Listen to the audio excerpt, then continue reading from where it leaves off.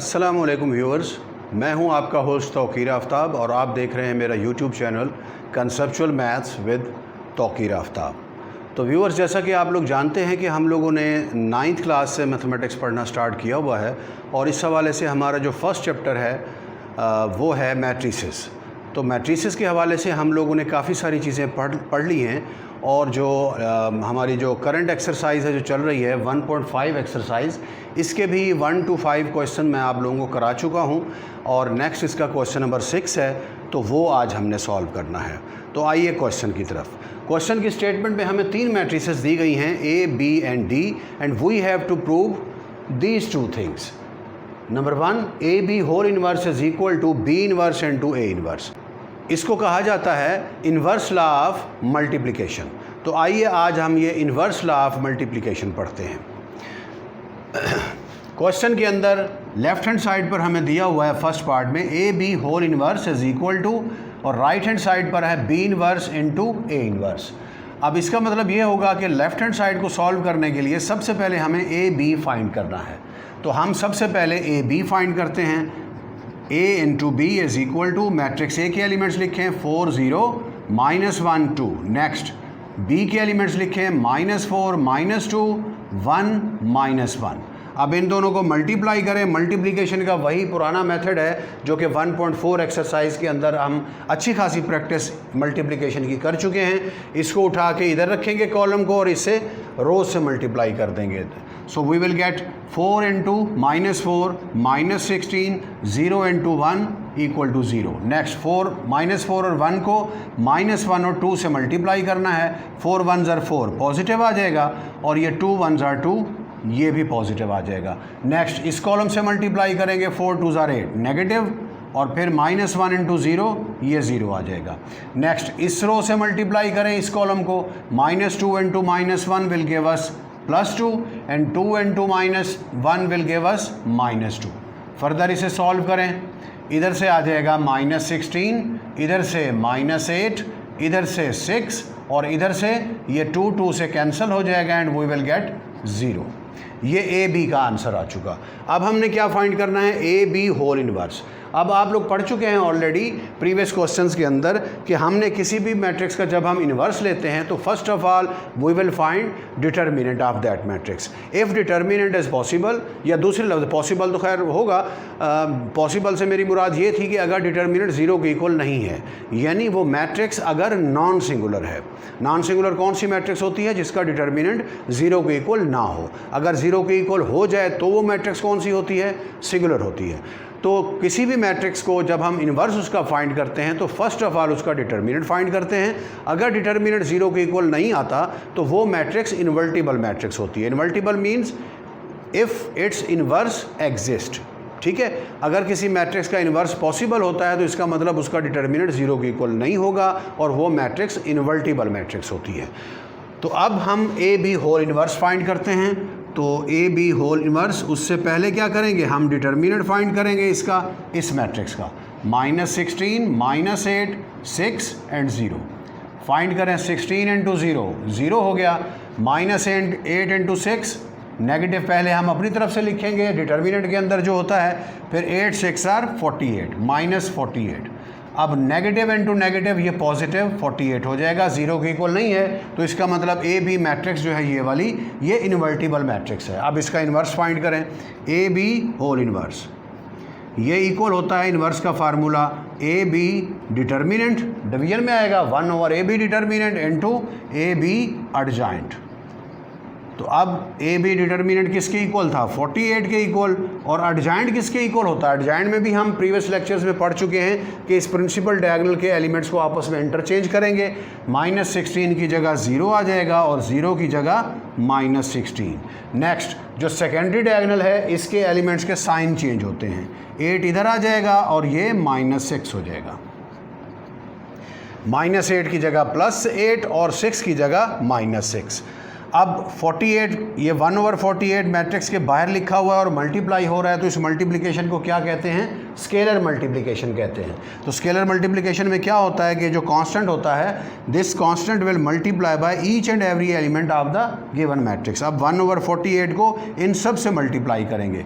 0 से करेंगे तो वो ऑब्वियसली 0 आ जाएगा, 48 से करें तो ये क्या आएगा 1/48 इंटू 8 यानी 8 6 आर, 48 होता है 1/6 हो गया। फिर ये 1/48 इंटू -6 यानी 6 8 आर, तो ये -1/8 हो जाएगा। और इधर से क्या आएगा 1/48 इंटू -16, तो ये 16 3 आर होता है। तो टोटल हमारे पास क्या बनेगा, ये आ जाएगा 0,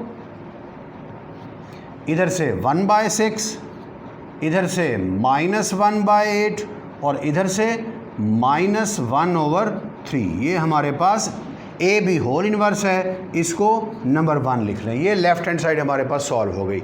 अब हमने राइट हैंड साइड फाइंड करनी है।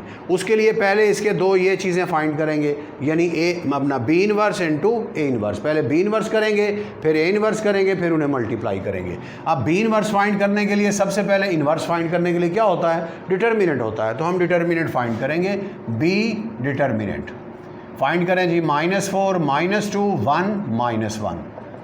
सबसे पहले प्रिंसिपल डायगोनल का प्रोडक्ट 4 इंटू 1 -1 इंटू -4 +4 आ जाएगा। नेगेटिव साइन अपनी तरफ से आ गया, उसके बाद फार्मूले का है नेगेटिव साइन, उसके बाद सेकेंडरी डायगोनल को मल्टीप्लाई करें, यहाँ से आएगा -2। तो क्या बन गया ये 4 + 2 दैट इज़ 6। अब बी इन्वर्स फाइंड करते हैं। बी इन्वर्स का क्या फार्मूला होगा, 1/b determinant into B adjoint. अब बी डिटर्मिनेंट कितना आया था, 6 आया था, और बी एडजॉइंट क्या होगा, बिल्कुल वही जैसे हमने यहाँ पर एडजॉइंट फाइंड किया था ए बी का, उसी तरह से अपना बी का करेंगे। ये जो प्रिंसिपल डायगोनल है इनकी जगह चेंज करेंगे, -1 इधर और 4 इधर नेगेटिव। फिर सेकेंडरी डायगोनल के एलिमेंट्स के साइन चेंज करेंगे, +2 हो जाएगा और ये -1 हो गया। इसे मल्टीप्लाई अभी ना करें, एंड में जाके करेंगे, क्योंकि अगर इसे मल्टीप्लाई कर लें तो हमारे पास फ्रैक्शंस आ जाएंगी। इसी तरह से ए इन्वर्स में भी फ्रैक्शन आएगी, बी इन्वर्स के अंदर भी फ्रैक्शंस हैं, ए इन्वर्स के अंदर भी फ्रैक्शंस हैं। जब उन्हें मल्टीप्लाई करेंगे तो फ्रैक्शंस टोटल होंगी, और सबको फिर ऐड भी करना पड़ता है, हमें होती है ना एडिशन, जैसे यहाँ पे हमने ऐड किया था, ये ऐड किया हुआ है।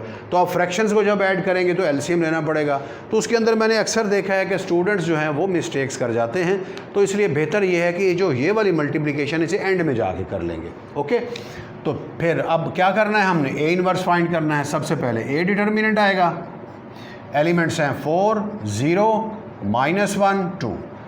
सॉल्व करें, 4 2 = 8, फिर -0 इंटू -1 0 आ गया, यानी ये 8 हो गया।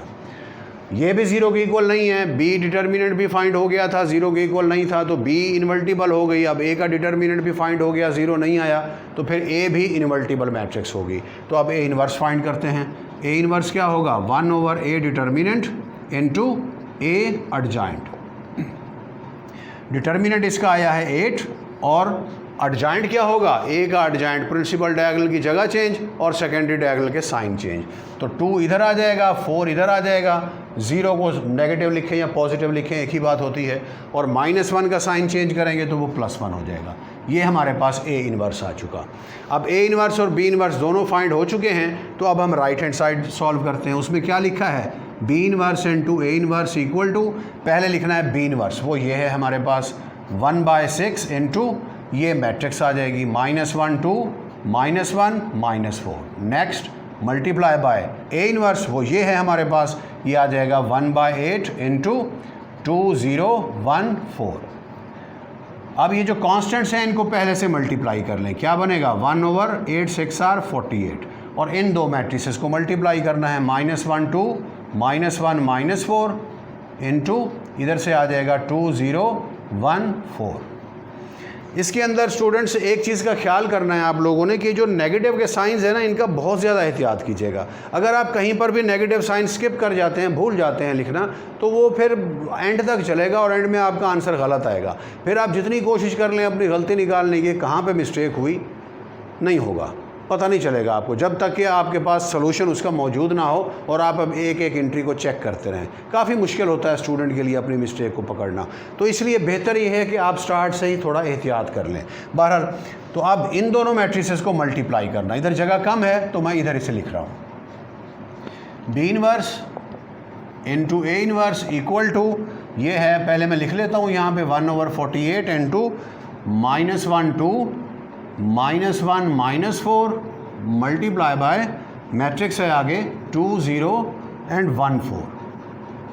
अब इन्हें मल्टीप्लाई करना है, 1/48 को अभी एज इट इज़ रहने दें, इसे मल्टीप्लाई करना है। मल्टीप्लिकेशन का वही मेथड है जो अभी हमने इधर भी यूज़ किया था, पहले भी किया है 1.4 एक्सरसाइज के अंदर।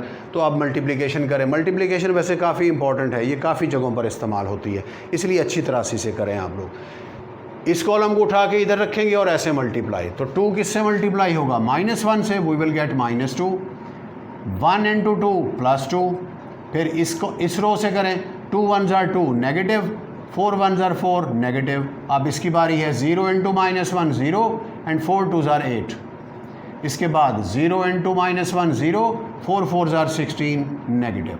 फर्दर 1/48 इंटू ये 0 हो गया, दोनों कैंसिल हो जाएंगे आपस में, इधर से 8 आएगा, इधर से -6 और इधर से -16। अब वही स्केलर मल्टीप्लिकेशन, 1/48 हर एलिमेंट से मल्टीप्लाई होगा, 0 से करेंगे तो ऑब्वियसली 0 ही आएगा। फिर ये 1/48 इंटू 8, फिर इधर से 1/48 इंटू -6, फिर इधर से 1/48 इंटू -16। सिंप्लीफाई करें, 8 6 आर, 6 8 आर, 16 3 आर। क्या बनेगा? अब ये 0 इधर से आ जाएगा 1/6, इधर से -1/8 और इधर से -1/3। ये आपके पास राइट हैंड साइड का आंसर आ गया। अब आप लेफ्ट हैंड साइड के आंसर को चेक करें, 0 1/6 सेम है, सेकेंड रो -1/8 -1/3 सेम आ गया। तो दोनों का रिजल्ट सेम आ रहा है, तो इसका मतलब ये होगा कि लिखेंगे यहाँ पर from 1 and 2 AB whole inverse equal to B inverse into A inverse, और ये इनवर्स लॉ ऑफ मल्टीप्लिकेशन हमारे पास प्रूव हो गया। इसी तरह से व्यूअर्स इसका सेकंड पार्ट है, DA whole inverse is equal to A inverse into D inverse. सिर्फ मैट्रिसेस चेंज हैं, बाकी सेम यही का यही प्रोसेस है। ये वाला क्वेश्चन आपका जो पंजाब टेक्स्ट बुक बोर्ड है, मैं पाकिस्तान के हवाले से बात कर रहा हूँ, तो उसमें ये लॉन्ग क्वेश्चन में आता है। और लॉन्ग क्वेश्चन आप लोग जानते हैं जैसे कि 4 मार्क्स का होता है, तो 4 नंबर का ये क्वेश्चन आता है और काफ़ी इंपॉर्टेंट क्वेश्चन है, इसके दोनों पार्ट्स। और इसकी इसी एक्सरसाइज की एक एग्जांपल है, उसके अंदर भी सेम हमने यही प्रोसेस करना है। और इसी तरह से जो इस चैप्टर की रिव्यू एक्सरसाइज है, उसके अंदर भी इसी टाइप का ही एक क्वेश्चन मौजूद है, सेम प्रोसेस है। उसे उन क्वेश्चन को आप लोगों ने खुद ट्राई करना है। अगर उसमें कोई कन्फ्यूजन है तो आप कमेंट बॉक्स में लिख सकते हैं, इंशाअल्लाह मैं उसका भी आंसर या उसकी वीडियो एक मैं अलहदा से बना दूंगा। तो व्यूअर्स, ये था हमारा आज का lecture, inverse law of multiplication. उम्मीद है आप लोगों को ये समझ आया होगा। अगर आपको ये वीडियो पसंद आई है तो इसे लाइक कीजिए, मेरे चैनल को सब्सक्राइब भी करें और मेरा पैगाम अपने दोस्तों तक भी पहुंचाएं। इंशाअल्लाह हम लोग 9th क्लास के बाद 10th, फिर फर्स्ट ईयर और सेकंड ईयर के मैथ्स को इंशाअल्लाह इन डिटेल पढ़ेंगे, each and every concept clear करेंगे। आपका बहुत बहुत शुक्रिया, अपना बहुत ख्याल रखिएगा। अल्लाह हाफ़िज़।